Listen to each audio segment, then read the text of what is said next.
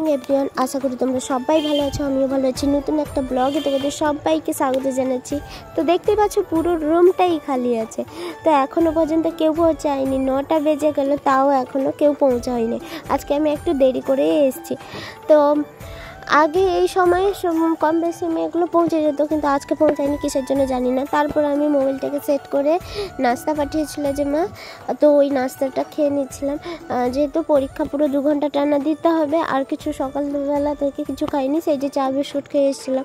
তারপর ভাবলাম চলো নাস্তাটা খেয়ে নিই। তার মধ্যে টাইম পাস করার জন্য একটু রিলস বানাচ্ছিলাম।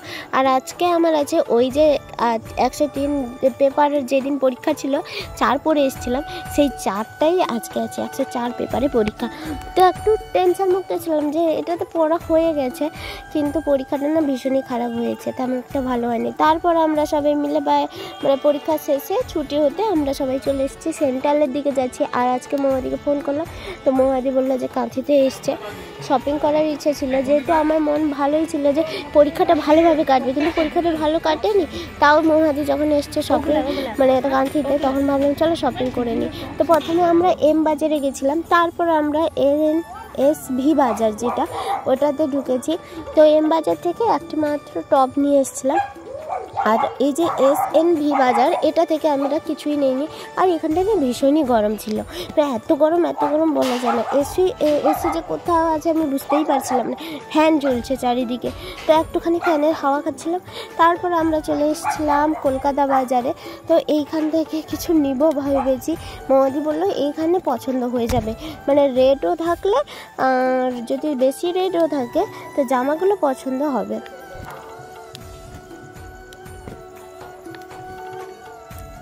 তো এইখানটায় শুনতে পেলে, এখানটায় কোথাও লেখা ছিল না যে ভিডিও করবেন না, কিন্তু আমি যখন ভিডিওটা অন করি না তখন বললো ভিডিও করবে না। তো যাই হোক, কলকাতা থেকে বেরিয়ে এসে এখন খেতে যাচ্ছি। ওইখান থেকেও একটা ড্রেস নিয়ে এসেছি, পরে তোমাদের সঙ্গে সব শেয়ার করব।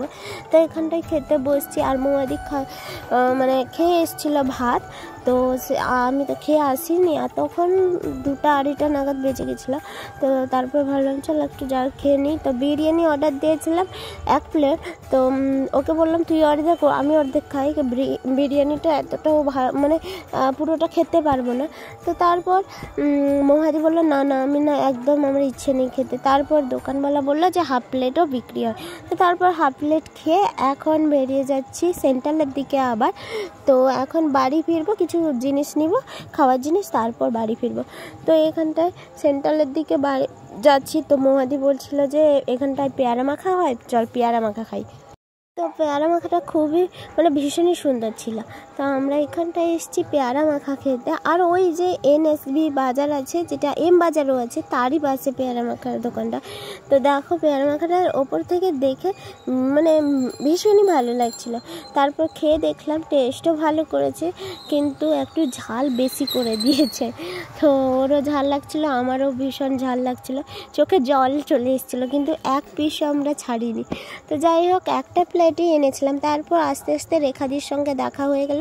তারপর আমরা ফল দোকানে গেছিলাম, মিষ্টি নিয়ে এসেছিলাম। তারপর আমরা চলে এসেছিলাম পুরো বাসে।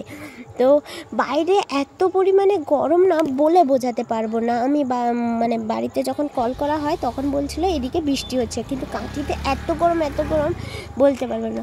তো বাড়িতে এসে কিছুক্ষণ ওয়েট করার পর খেতে এসেছিলাম। আর বাড়িতে আজকে হয়েছিল চিকেন। তো আশা করি আজকের ভিডিওটা তোমাদের সঙ্গে গেছে।